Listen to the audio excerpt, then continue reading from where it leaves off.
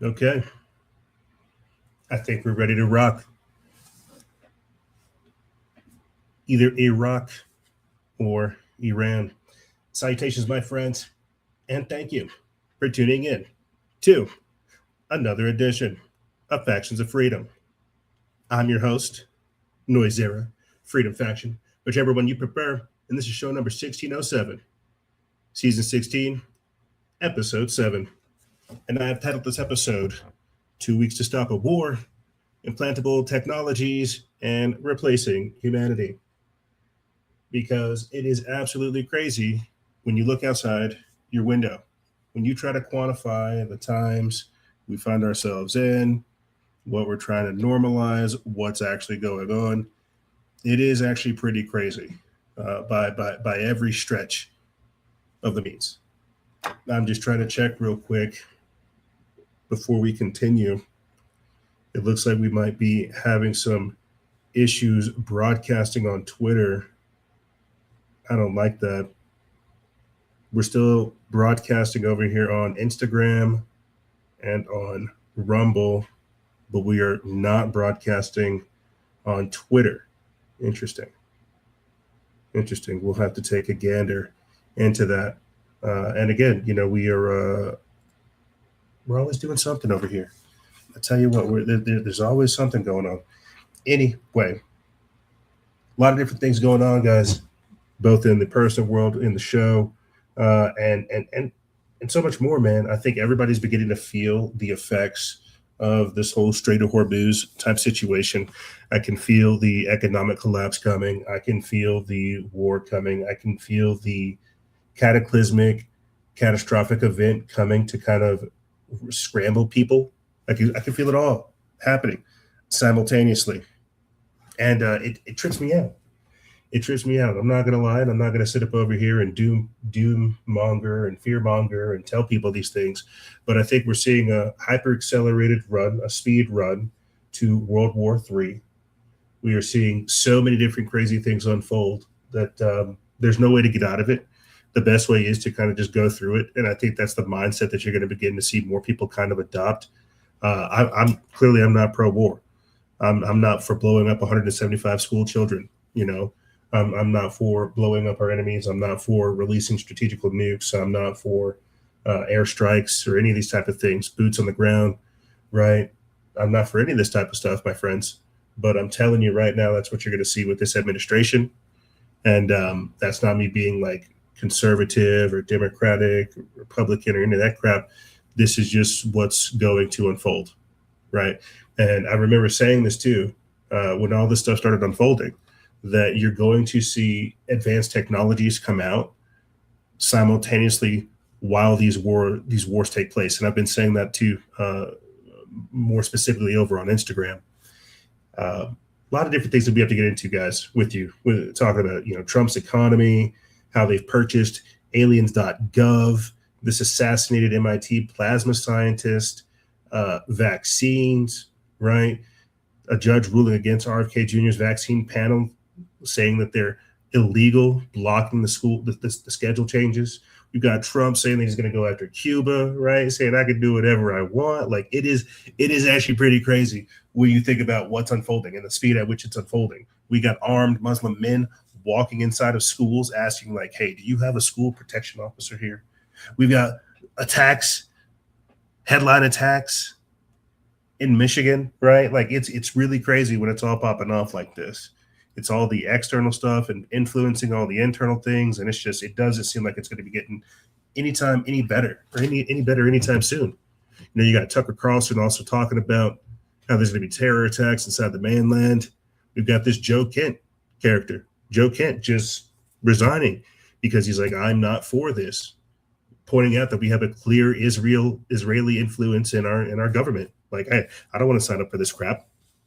And now we're being told that it's 2 weeks to stop the war. You remember the last time you got told it was 2 weeks to stop something? 2 weeks to slow the spread? Ended up in martial law. 17 and 35 million people murdered by jabs. We've already talked about them bringing back the draft. Think about like what's actually unfolding before you. You see? So this is normally where I have my paper. Go ahead and get it out so I can do the paper shuffle here for you guys. Because that was just a little bit of a head drop. Let's go ahead and just jump straight up into it. I'll do the intro, the updates, and then we'll go ahead and kick off the show.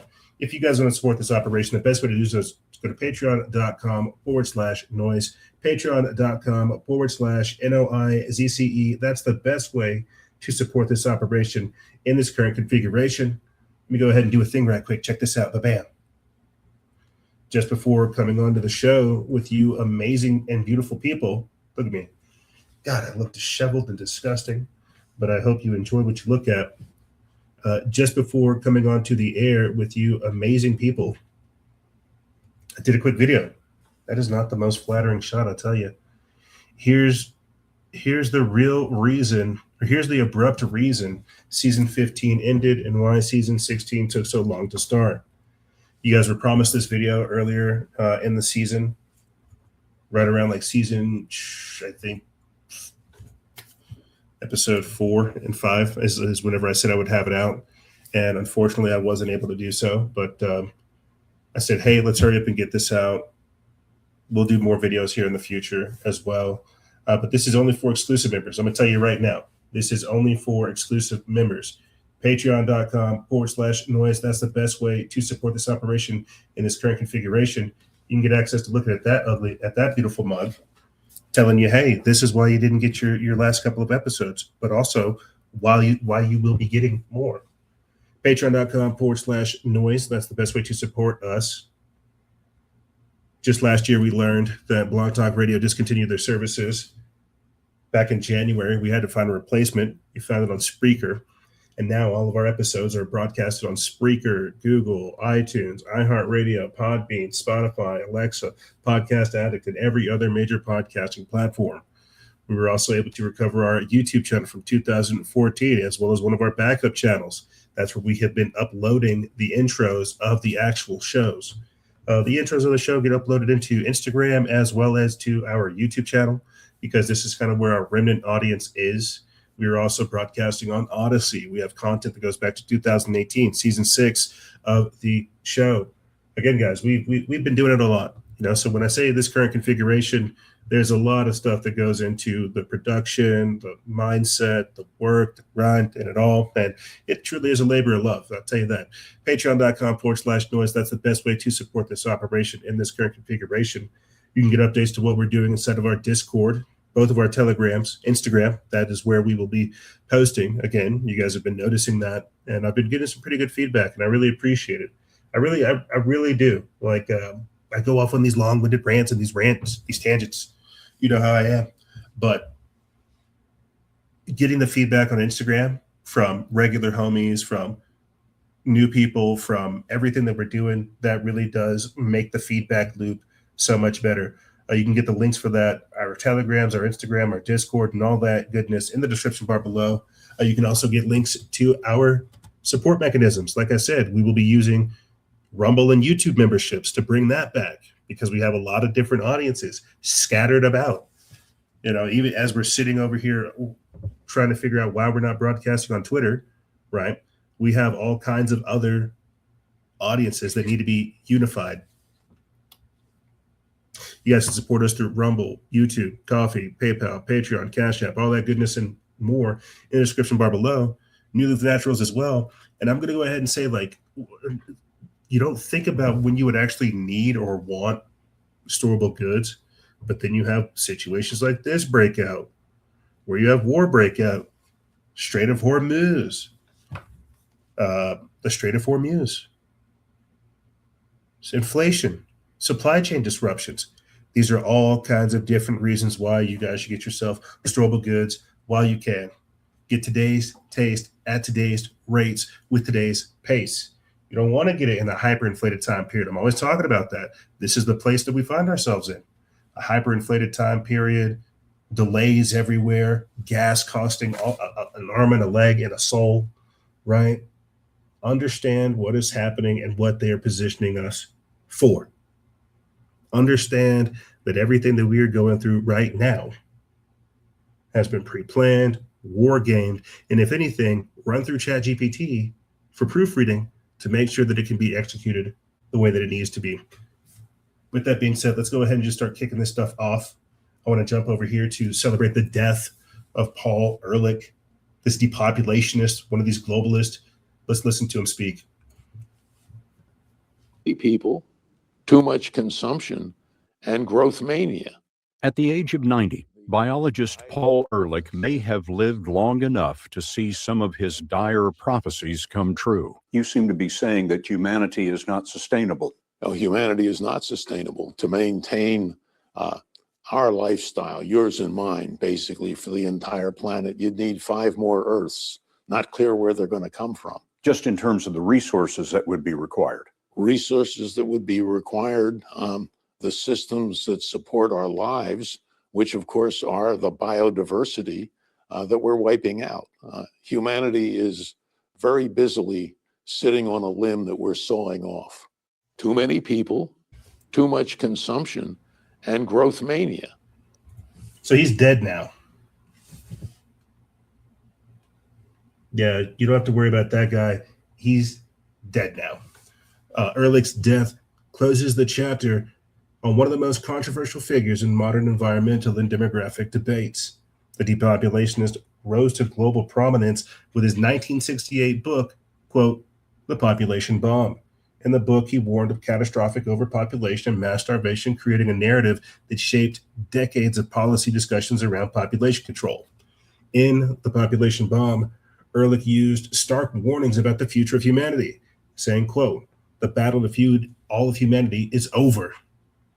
In the 1970s and the 1980s, hundreds of millions of people will starve to death in spite of any crash programs embarked upon now. At this late date, nothing can prevent a substantial increase in the world death rate. He later escalated those claims in the, quote, End of Affluence, 1974, suggesting that up to 1 billion people could die from starvation by the mid-1980s. These predictions never materialized, and now he's dead. But what we have to understand is these type of people are the ones that these globalists set their policies on. These are the type of people that back the idea of creating the Georgia Guidestones, Agenda 21, Agenda 2030, Agenda 2050, making sure that you have a sustainable population that lives in harmony with the planet, right? It's because of not even megalomaniacs. It's technocrats and individuals like this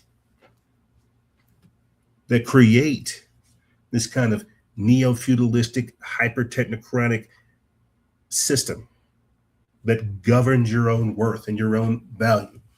You see, but it doesn't stop there. And I know that kind of sounds crass saying like, oh, we're going to celebrate his death. You know, he's just doing us all a favor and following through with his own prophecy. He's contributing to the millions of people that have now died. But again, this is more of this climate change narrative, this globalist narrative, this eco-fascist narrative moving forward. Speaking of the climate, CIA weather control files reignite chemtrails debate. Earlier this week, we had information come out from the CIA where they were re-releasing documents talking about, how they control the weather, how weather modification is real.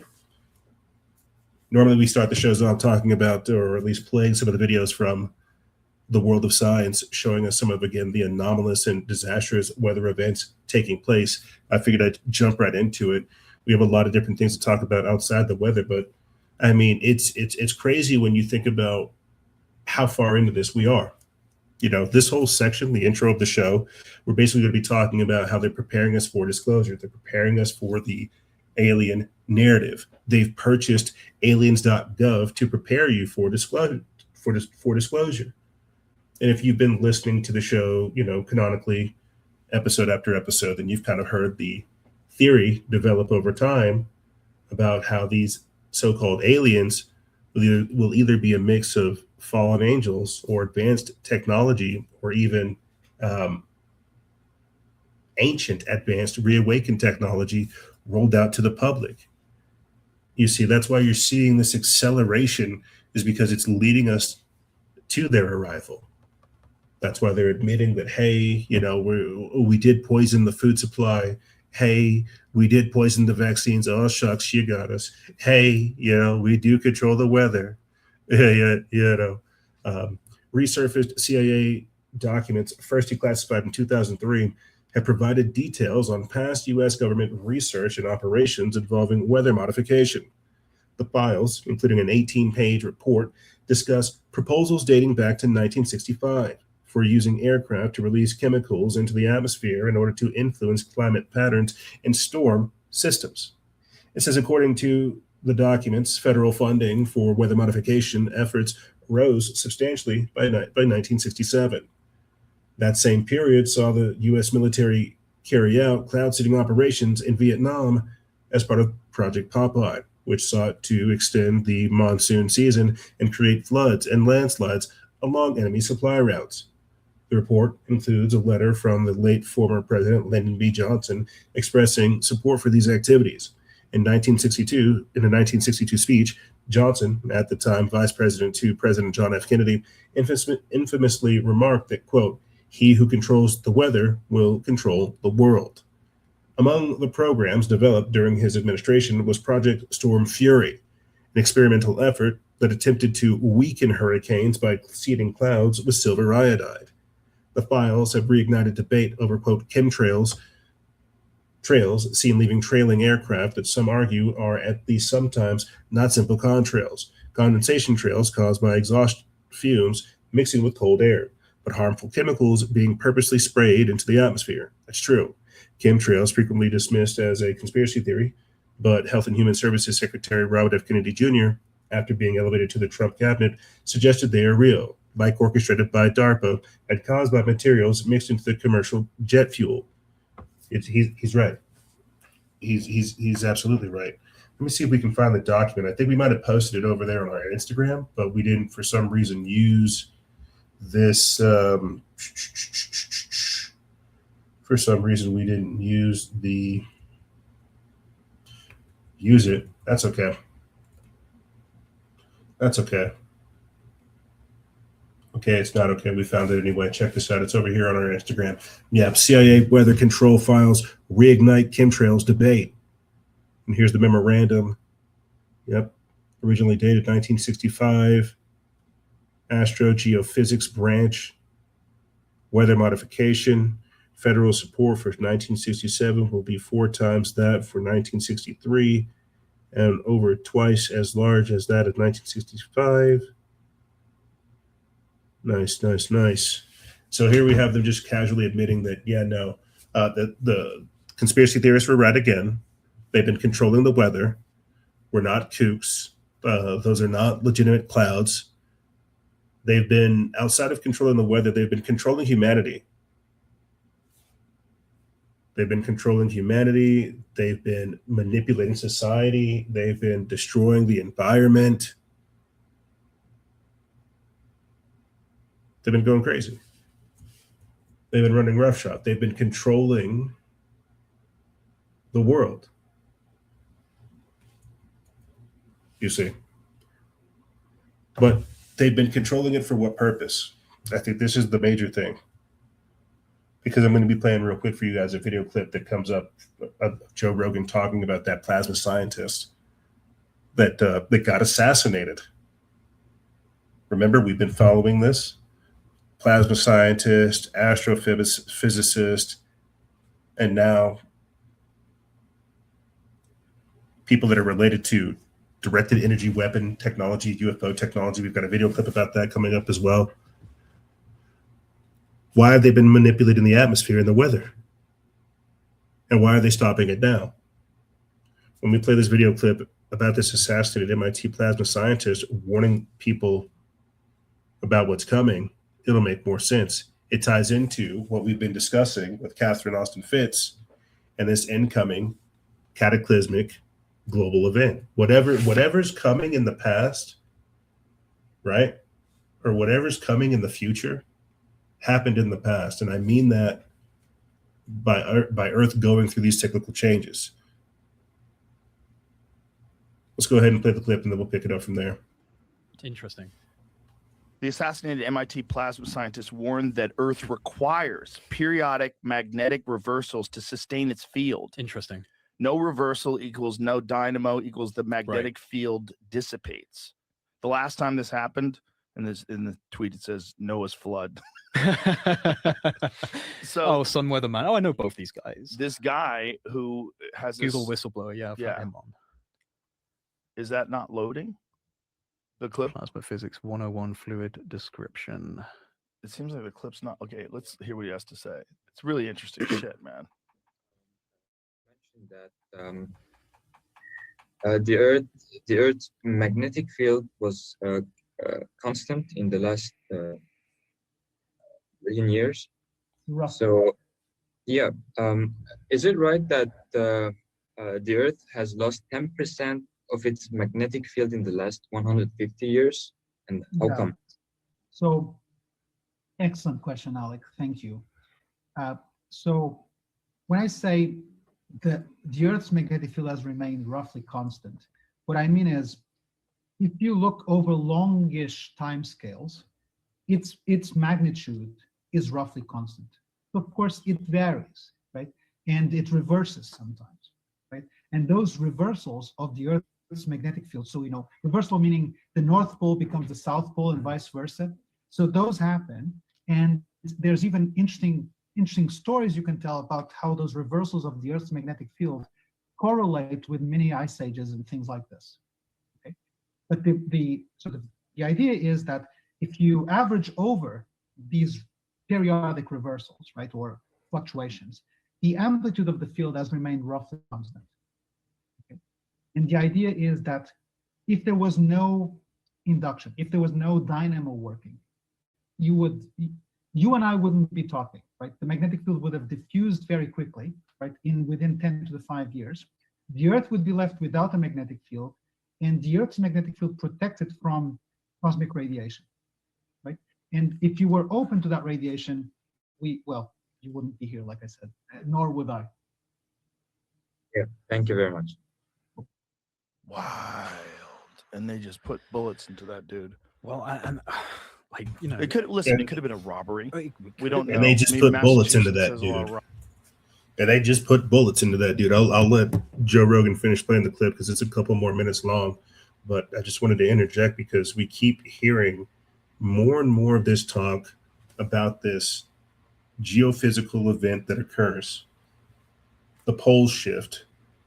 They put bullets into this guy because he was pointing this out. But you see, in the section where we're talking about aliens and UFOs and things of this nature, this is what's coming through.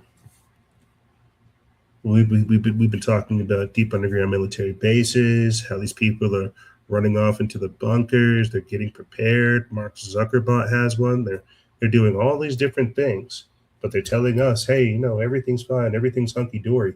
They're telling us a narrative while behind the scenes you can see them preparing for this type of event. You see, we are surface dwellers. These individuals, and even if you want to take it that far, previous incarnations of humanity understood these things. And that's what they're going to go into here next. They're going to talk about this.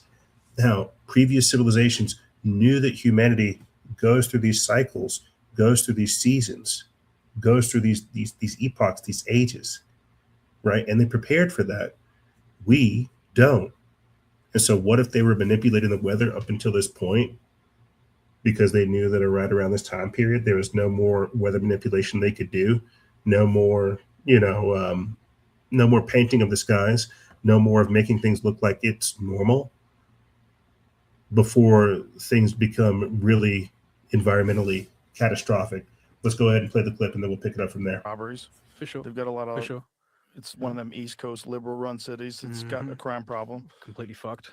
And I'm sure, as a MIT professor, has probably lived nice. Yeah, I mean, it's possible. It's possible, but it also is possible that somebody killed him. And imagine if they killed him because he's telling us, hey, Earth's about to reverse its magnetic poles and we might be fucked. A cataclysm might be coming. Well, this is what I think there was a knowledge of in deep antiquity. There was a knowledge of cycles, of Earth cycles, and they were preparing for it. Why are these structures built in a way that's anti-seismic, that's like resistant to incredible force? Right. The amount Sacsayhuaman. Sacsayhuaman's such a good example of that.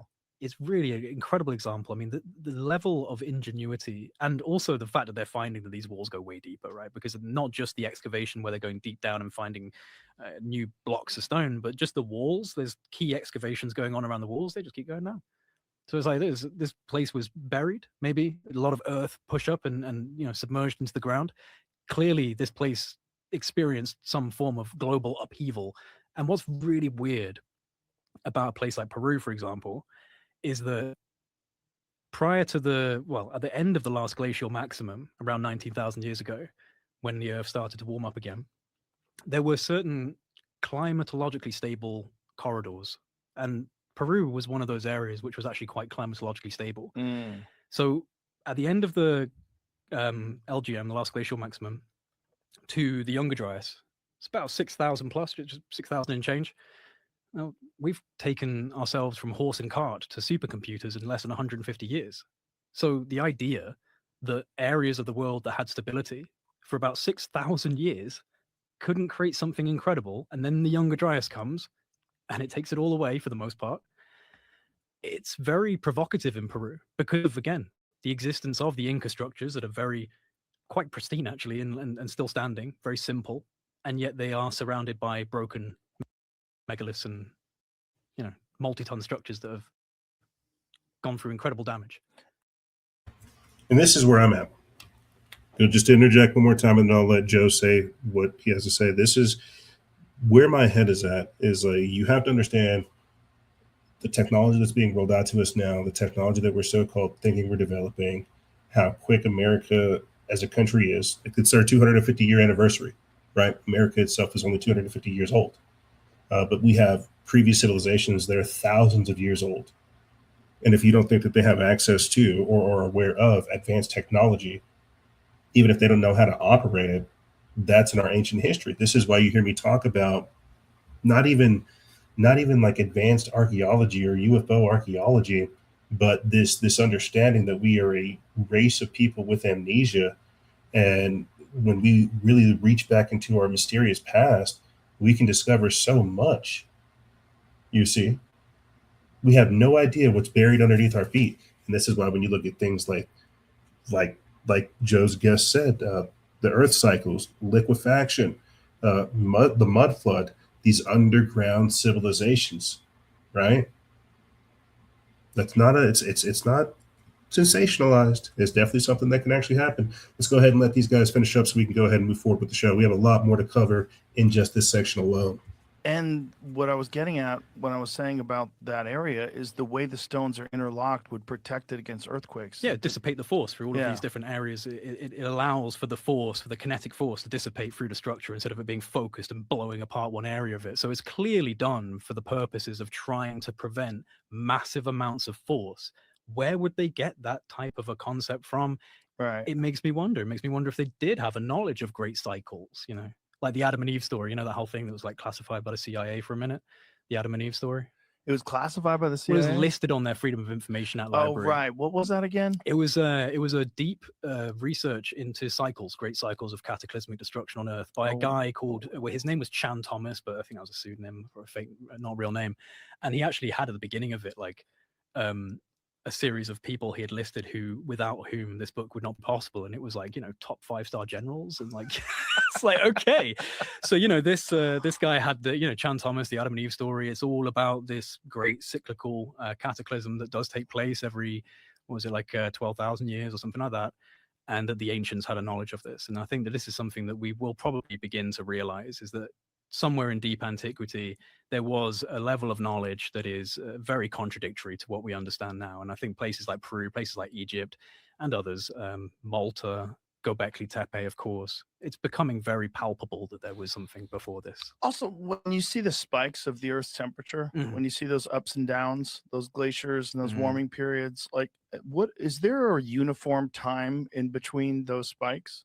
In terms of, is it like predictable? I don't know. Is it like every 12,000 years it gets a little funky? I imagine it's probably not for like about 12,000 years, comes back. Right. But probably this not. this is again, this is one of the things that people in, like, the conspiracy world would say they're keeping from us. They're keeping this knowledge. Yes, there are 12,000 year cycles, and we are just not being allowed to know that knowledge. But that seems weird. I don't know. Well, they have models of the past. Exactly. From core samples and things along those lines. But we do know that it's never static, and we do know that there have been these periods, and they do look like a strange graph. It's not a flat line like, oh, look, it's all getting warmer. No, it's always crazy. So like, what is causing these dips and these rises and these weird periods that seem to be rhythmic?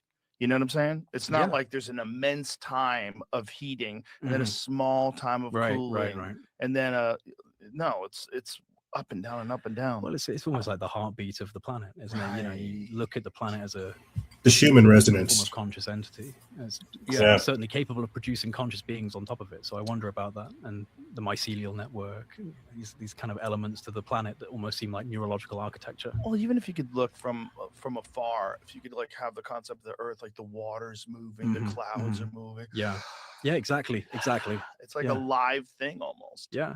Obviously, it's not moving because it's tissue, but that doesn't mean that there's not a force that's all connected and working in harmony. Exactly. Yeah. I mean, that's why I think plasmic intelligence is very interesting, because it's this idea that a self-organizing plasmic structure could in some way create consciousness inside of it. And we don't understand where consciousness comes from. We still don't. So Yeah, without going too deep, a very, very good conversation. I just wanted to interject right there where they were talking about the plasma scientist and Earth's shifts and the cycles that we go through, and how this alludes to, different periods in human history, why we are truly a race with amnesia, what the mud flood is, how we go through these periods of intense calamity that erases previous civilizations and rewrites history.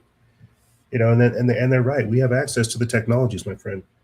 Who's to say that in our distant past we didn't have access to cymatic technology, or what we call cymatic technology, frequency-based technology, sound-based technology, anti-gravitics, etheric, telluric technology? These are all things. These aren't words I'm just pulling out of my keister.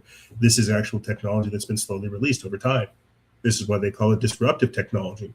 But what you have to understand is when we talk about Aliens.Gov, UFOs being rolled out, it's all of this advanced technology that happened in our previous time period slowly being rolled out to us now.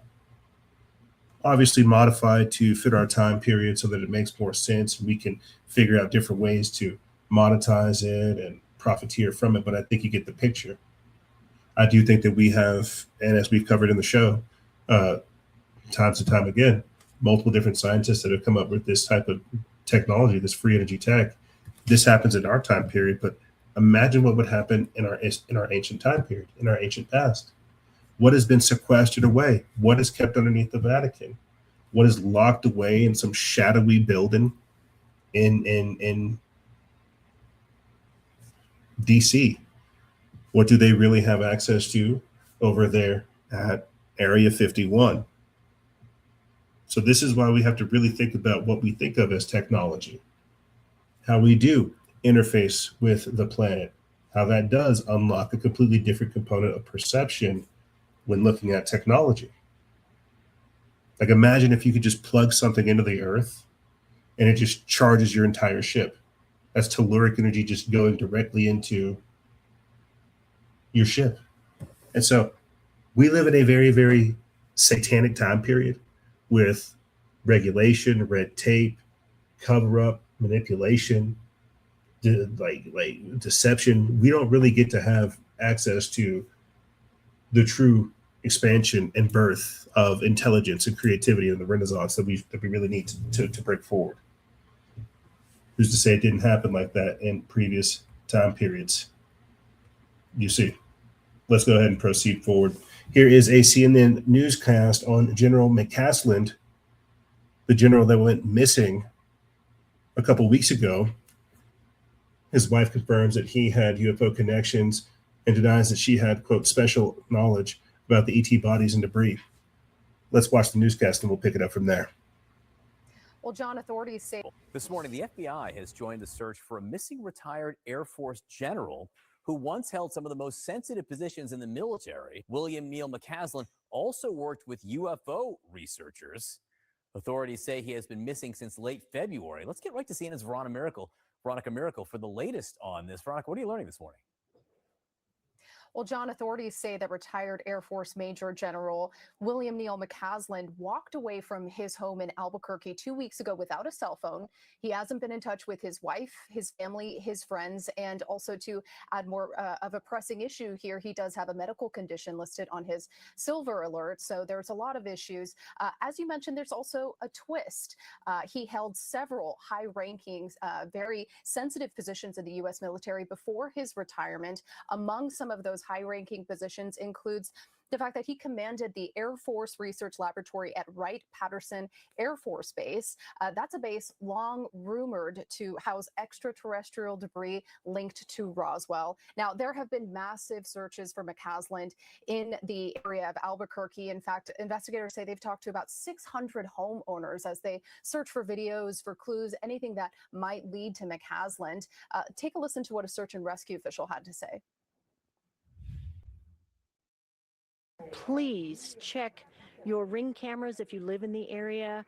If anyone has trail cameras, but we need to find out which direction this gentleman might have gone from his home. Right now, that's the big issue, is we don't know which direction he went. So we're going back to the needle in the haystack. The only problem is we don't know which haystack we're looking in.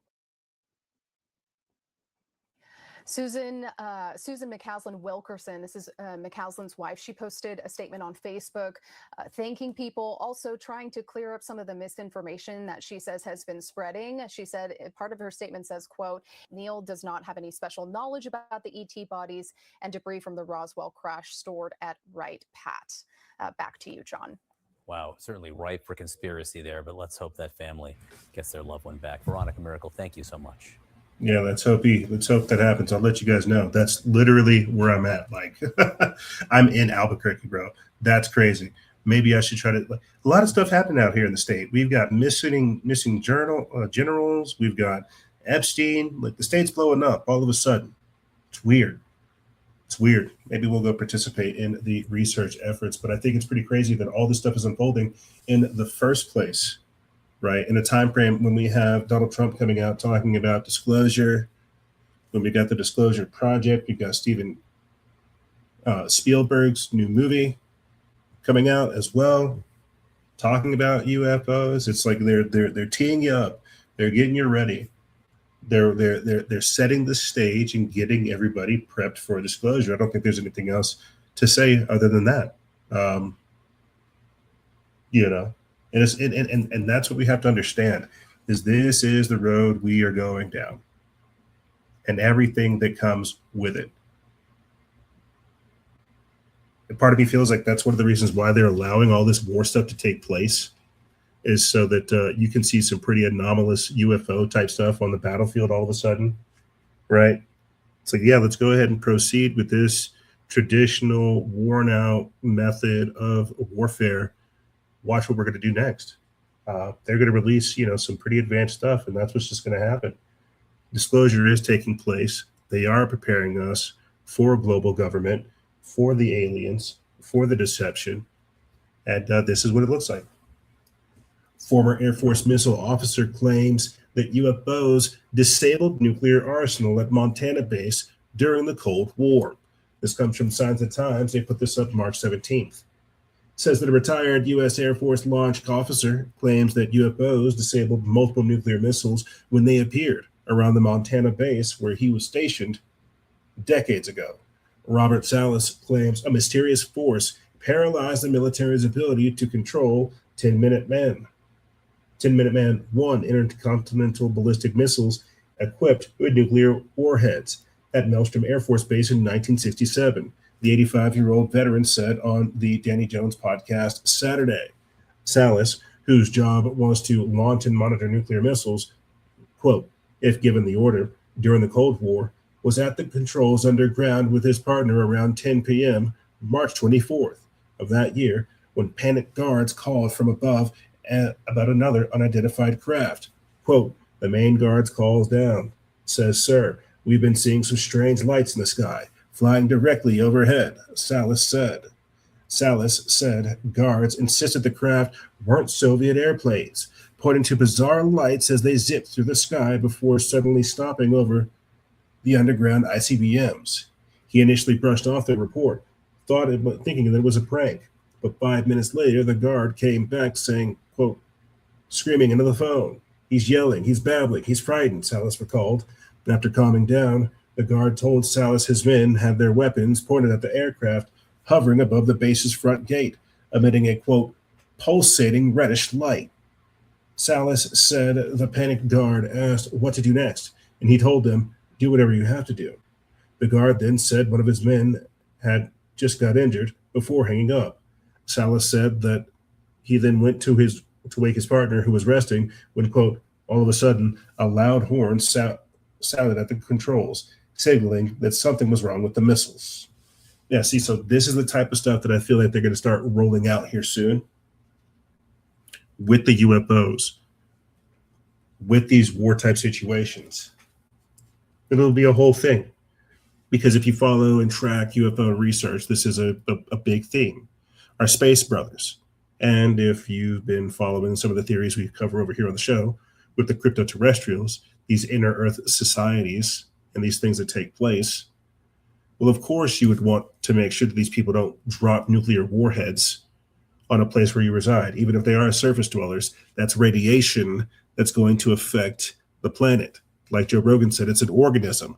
The skin, the tissue is going to be irradiated. The space brothers, wherever they come from, whether it's Galaxy 9 or from deep underground, they don't want to be absorbing that radiation. And so I think we'll see something like that take place as well this time, except they won't do it covertly. They'll do it overtly, out there on the battlefield in front of everyone. You see. Let's play a quick clip of UFO whistleblowers talking about Immaculate Constellation. Apparently, it's an artificial intelligence program that filters out UFO information. Again, they've already purchased Aliens.Gov. They're preparing you for disclosure. They've got to make sure they get their facts straighter. Like they've got to get this deception down to a T. Like this is the biblical falling away. They've already got religion taken care of. They've got, and you've seen the articles. We've covered it in the season already, where they talk about how aliens and invasion, how that's going to affect the markets. You see, let's go ahead and hear about this artificial intelligence program and UFOs, and then we'll pick it up on the other side. Population or the general given to Congress is this is the way you described it to us, and then the description given to Congress is this is an AI program that basically scours all the databases and archives and platforms and military intelligence agencies and scoops up really good UFO, UAP, USO video images, things like that, and puts it somewhere else, right, as if it existed on those platforms. Mm-hmm. That certainly appears to be one of the main functions or a capability that is part of Immaculate Constellation, right? Since it's an operation, again, it's not just one platform, not just one capability. One of the things that is involved is what you just said, identifying collection events of anomalous phenomena, sequestering them outside of the general population or the general incoming stream of intelligence, and make sure that it goes to where it's supposed to go within the legacy program, I would assume, or more broadly, just the defense and intelligence community as a whole. So, is AI used?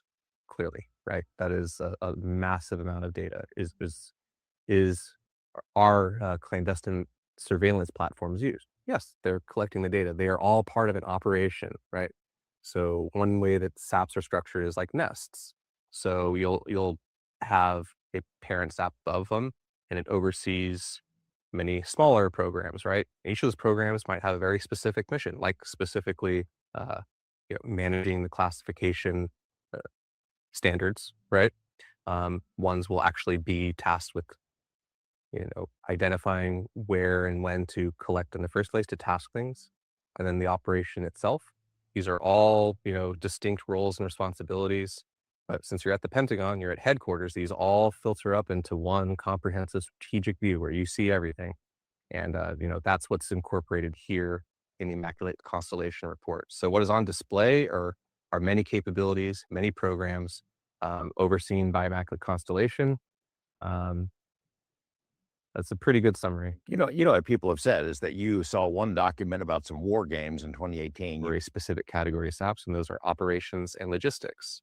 So people who are saying Immaculate Constellation is an AI, or is the sentience program from NRO, or is XYZ the reverse engineering program, speculation.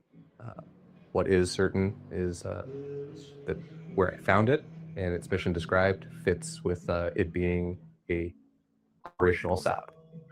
USAP, is that what it fits into, that an unacknowledged special access program? Correct, is like the security structure. And when I'm referring to oversight of SAPs, like there's 3 bins for oversight generally and control. So you will have like intelligence, you'll have your acquisition and sustainment, and then you will have, policy overseeing the operations and logistics. So, your key here is to look at the office. The office isn't building stealth bombers. It isn't managing surveillance and reconnaissance networks. It's setting the objectives for the Pentagon, setting the objectives for what we are doing on a day-to-day basis. All right. And what we do on a day-to-day basis are operate. All right. Yeah. Sometimes I get lost too, just hearing people speak. You can understand. God knows what he's talking about, and he's pretty well versed. The problem I have with like some of the UFO stuff is just like, we really do get lost in the weeds. We really do just get lost up in the particulars. I think this Immaculate Constellation program, the thing I want to kind of touch on here, if anything, just to kind of put a bow on this so it segues nicely into what we'll talk about next, is the reverse engineering program. Okay. And again, I keep saying the aliens, they don't come from Galaxius 9. They don't come from, Mars, Jupiter, or any of that type of stuff. And remember, Elon Musk launched that car up into space, but somehow had a camera and we could still watch it. Like, this is the jokes they play on you. Reverse engineering advanced technology that's been recovered. You hear how they tell you without telling you. And yeah, we hear things like, extraterrestrial biological entities or non-human biologics and things of this nature. Again, we have to think about what we think of as technology, biology, machines, right?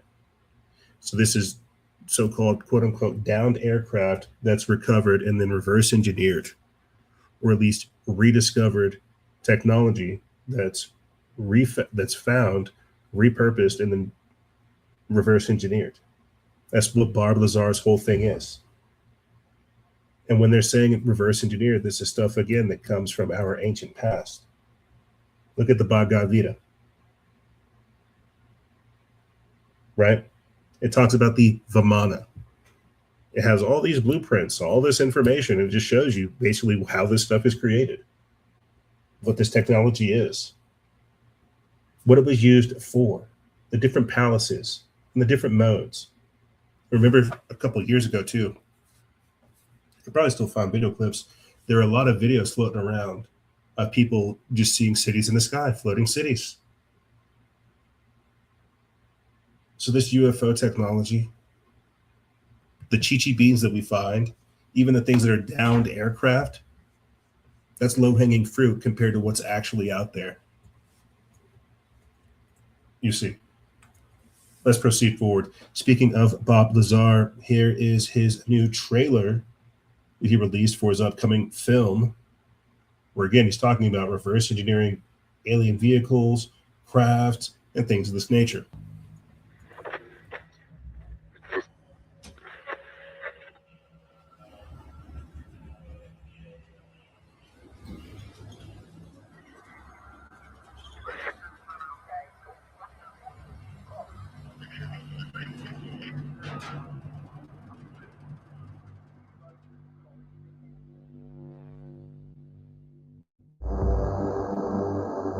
Physical evidence now exists which proves that there is life elsewhere, and at least one form of that life has been here.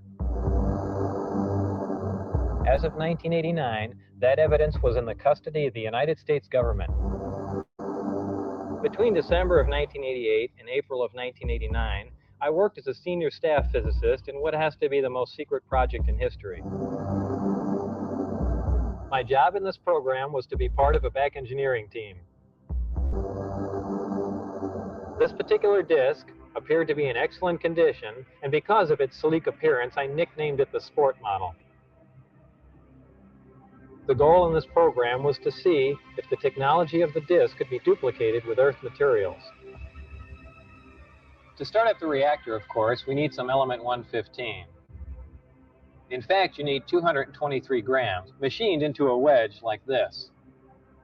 The program out at S4 consisted of 3 projects: Project Galileo, Project Sidekick, and Project Looking Glass. The file on top was Project Galileo.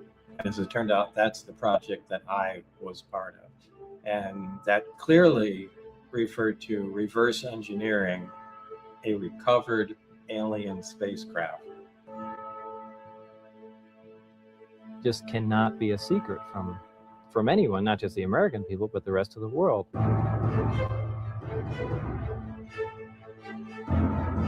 All this stuff is something that happened to him. It's not who he is. They're doing everything they can to keep this information secret. That's empirical evidence. I saw a craft to do that, thanks to him. Now this story spills, and the world changed.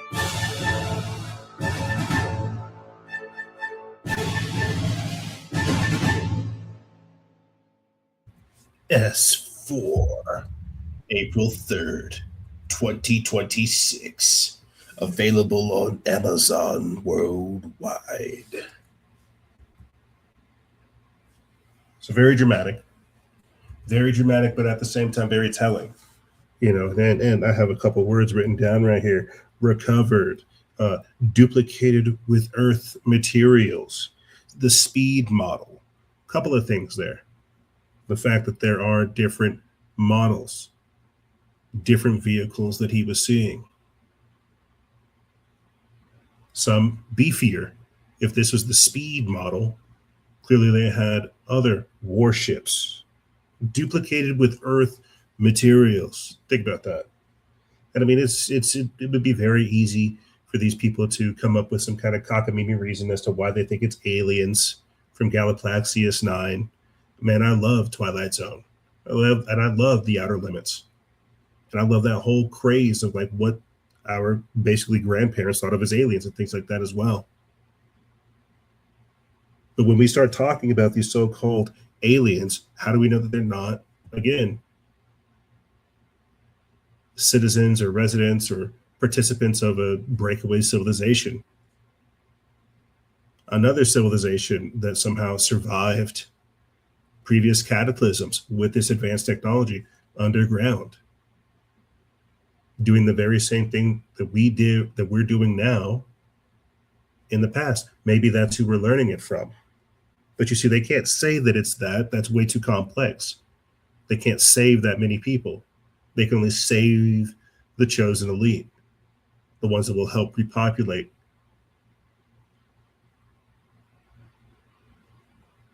Who watches The Watchmen? Just something to think about. But again, these is craft that they recovered that was given to them. And all of this starts, if anything, around like the 1940s, 1947.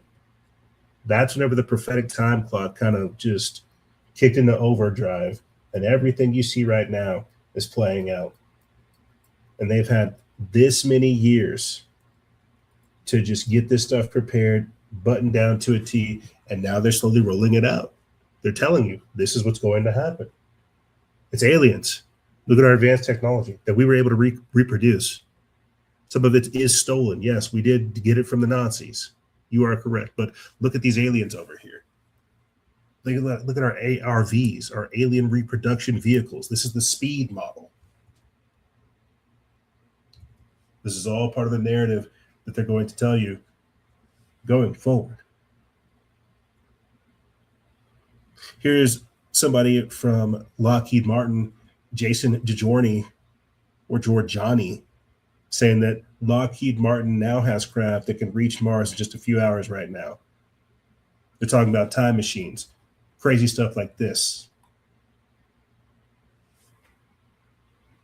Let's listen.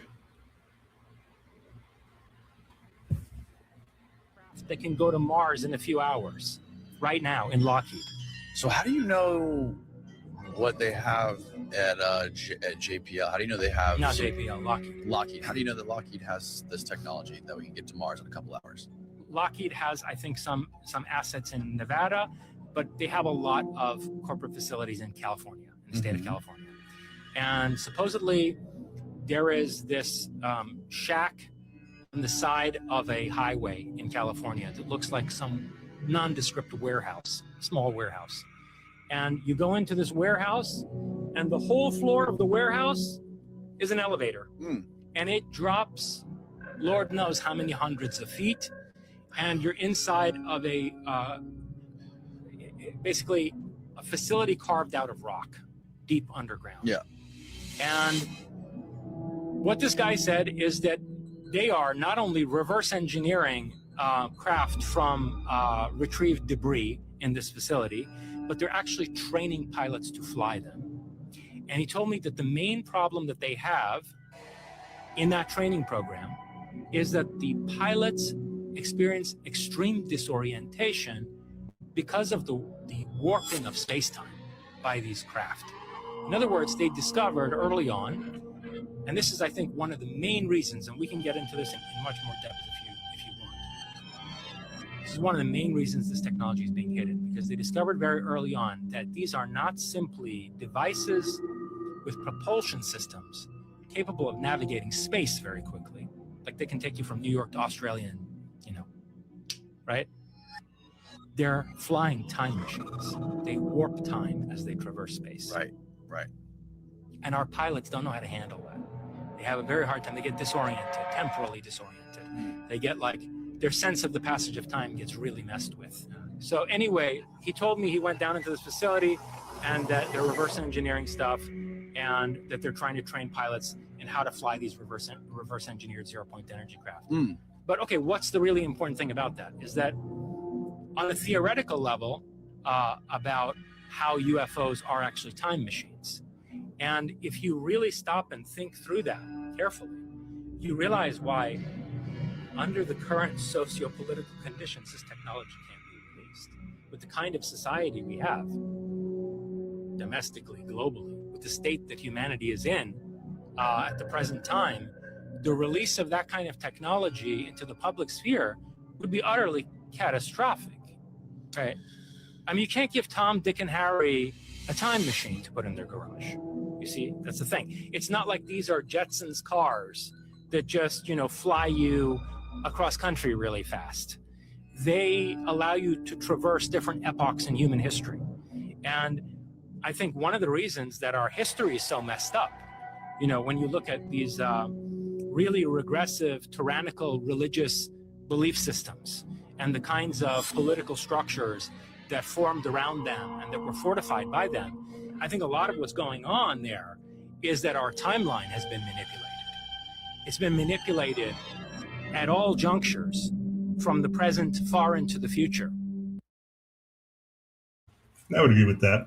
in a few different ways, I would agree with that. But what I wanted to follow up on, or at least touch on primarily, is the fact that they could be potentially flying time machines.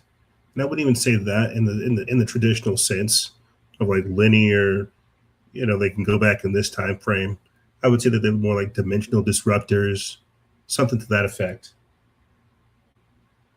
Or they're like the Nazi bell, right? What the Nazis were working on back in like the 40s that somehow showed up in like the 80s. And they said it looked eerily similar to technology that the Germans were working on during World War II. I could see some of that, but I definitely believe to what just Jason Gianni guy is talking about, the fact that we have technology that could go to the firmament and back. I'll say that. Go to the firmament and back. Go to the different poles and back, right? This is something that not Albert Pike. This is something that, what is his name? Admiral Byrd talked about whenever he went to Antarctica. He said, we need to have craft that's capable of going pole to pole in a matter of minutes. This is what he was going up against when he came into contact with these not so-called otherworldly entities, these aliens, these inner Earth inhabitants. They had craft that were capable of going pole to pole in a matter of minutes, and he was flying a plane. Came back, his whole fleet was all jacked up.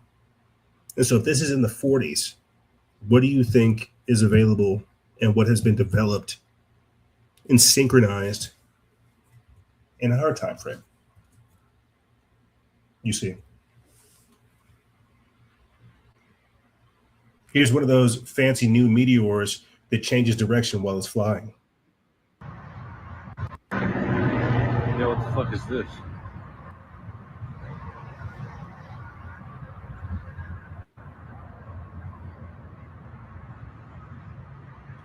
Look at that fancy meteor changing direction. That's crazy. Like, what is that?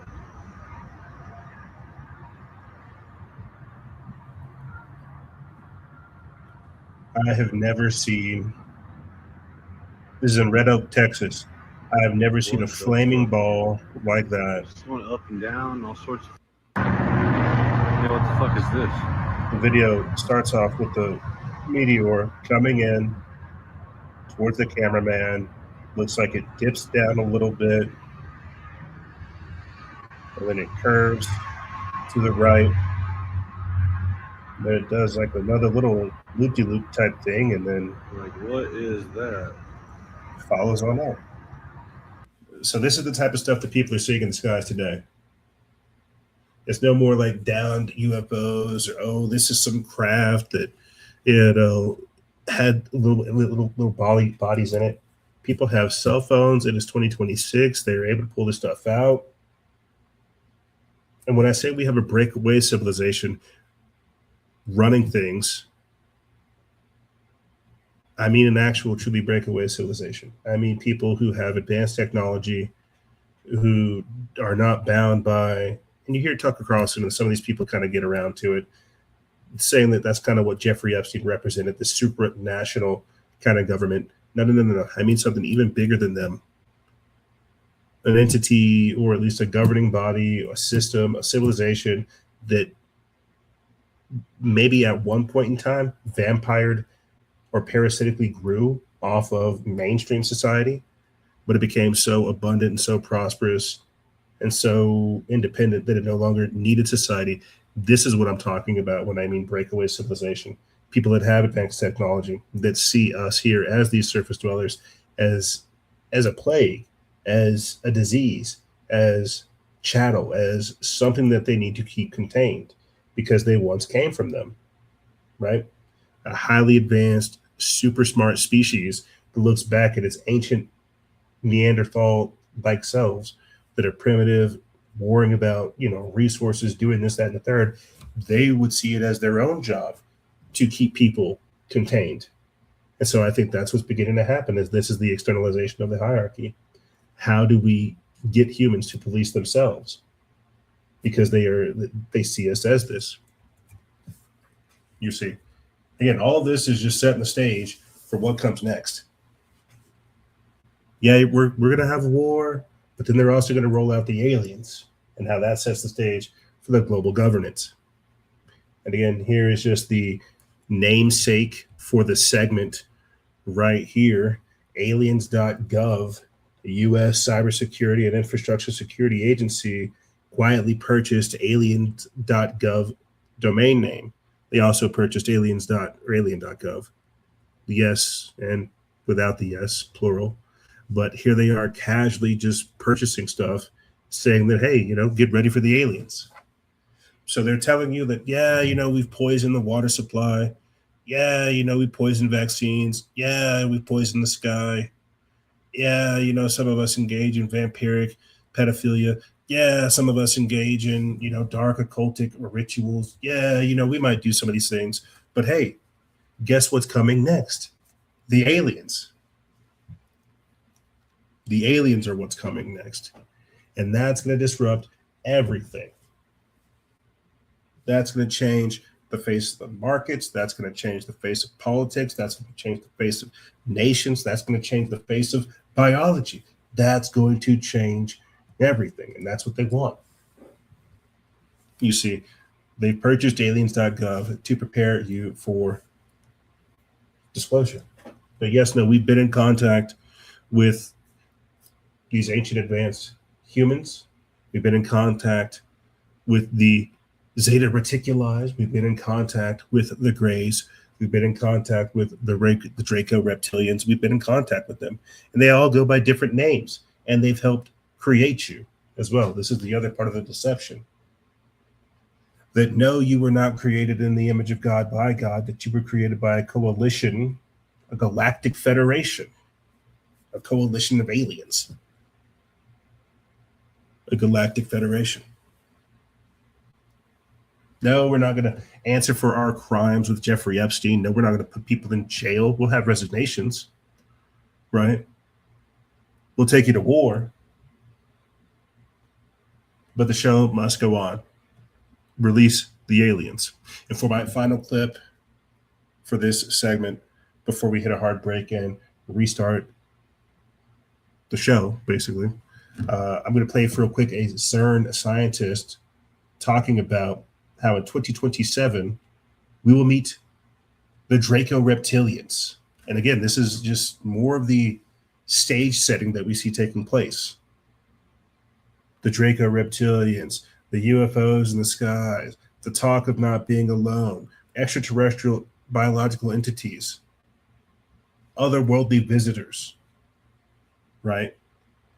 All of this is setting the stage for disclosure and allowing hell to come upon earth. I think that's the bigger thing too. This is another thing that I forgot to mention throughout the entirety of this rambling, is that it talks about this also in the Bible, when the gates of hell are opened up and things come upon the earth, meaning from underground. Let's listen to this, and then we'll go ahead and start closing out this segment. And a lot of other remote viewers have also been saying that, yeah, I can confirm whatever you've been seeing. And then more recently, I was in touch with a person, like a scientist. So I spoke to an astrophysicist who worked at CERN, and she opened up to what she experienced there. And I was quite amazed by the content. So indirectly, she was introduced to me from a person in the intelligence world, and she felt compelled to address it. She was more of a consultant working for CERN. Okay. And as a young person, she was basically at the same time shocked and excited about what she saw and what she heard. And the content of that was at CERN, they've used their collider to open up a portal to communicate with extraterrestrial beings. Whoa. And one of them are the occupants from 3i Atlas. Okay.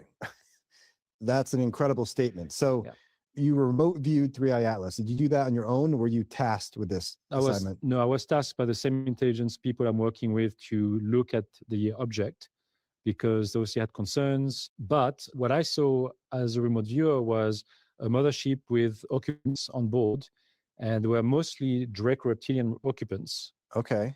That's what I saw as a remote viewer, and And when that was I corroborated by other remote viewers seeing yes, the same thing. that's correct. Yes, The ship and Draco. that's correct. One of them is John Vivenko, who is also a known remote viewer, and he announced it publicly as well, and other people from the Stargate program as well. So they basically all came up with the same idea, and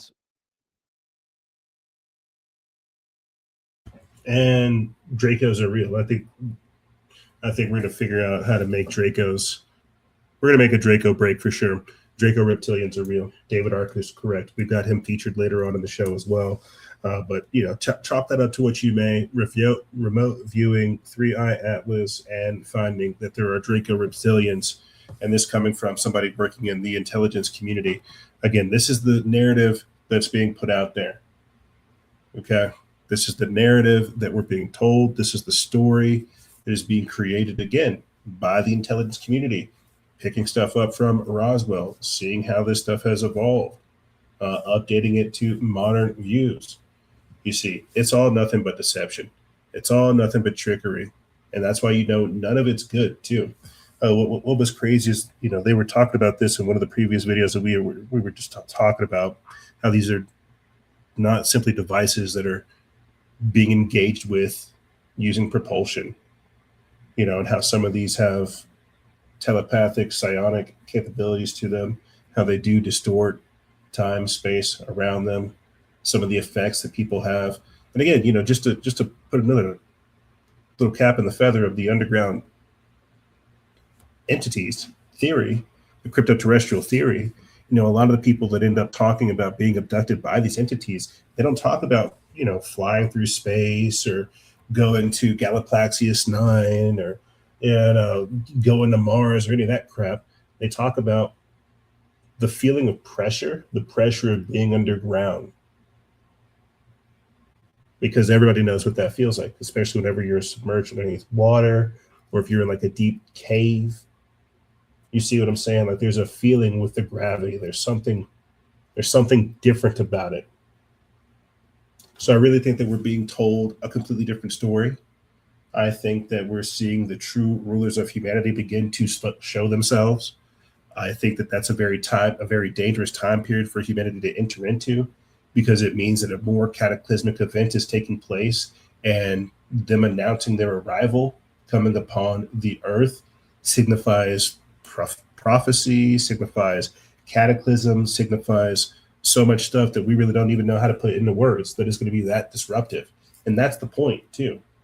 And the controlling elite are going to use that disruptive moment to seize even greater power, to say that these are our alien gods, that we need to worship them, that we need to do everything they say. So we're being prepared for disclosure.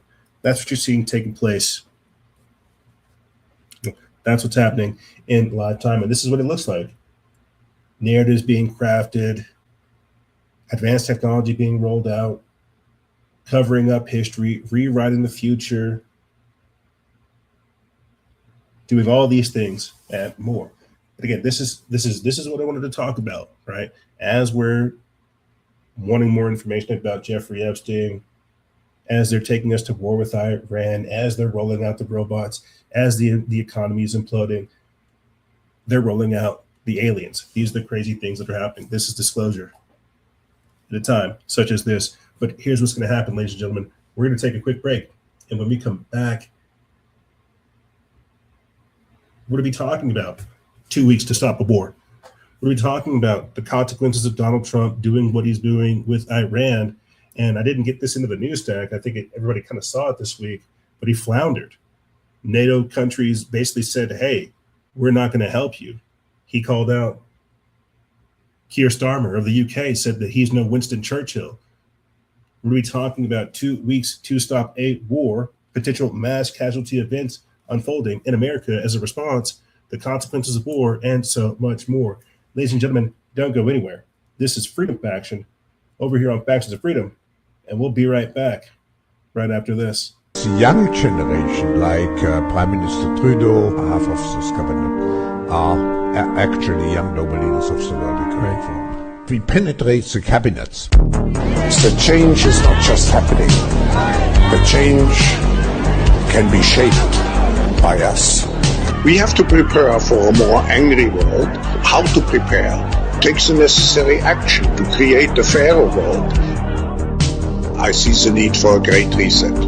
So people assume we are just going back to the good old world which we had, and everything will be normal again. This is, let's say, fiction. It will not happen. There is only one way this pandemic is going to go. It's going to get worse and worse and worse. The next crisis is already waiting for us around the corner, and it is the climate crisis.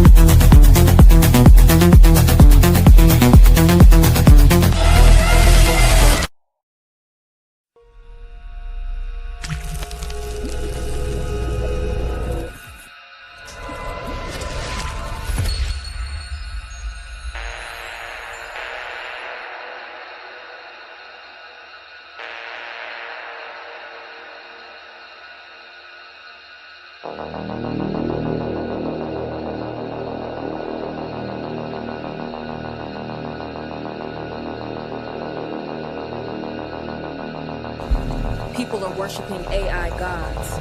The alien invasion is already here.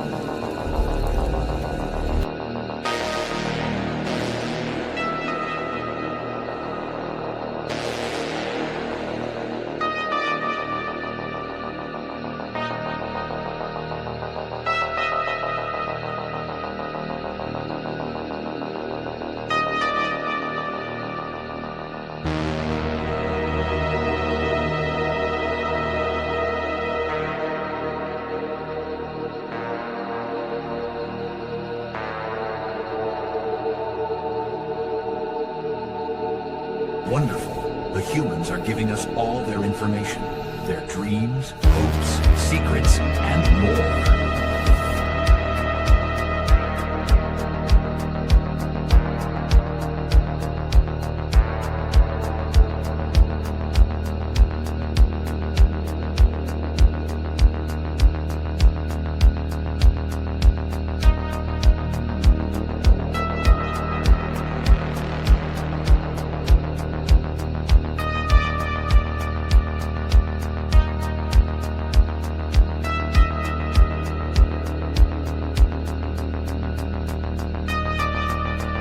Once the humans have exhausted themselves, only then will we insert our program into them.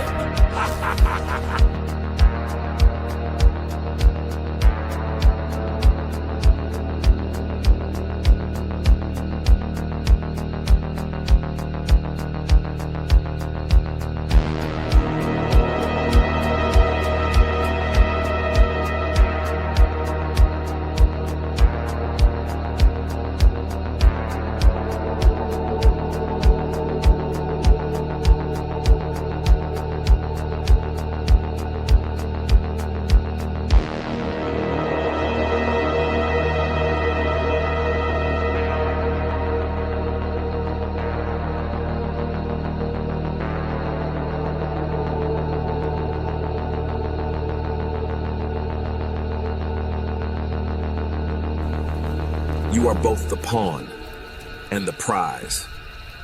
Choose your reality wisely.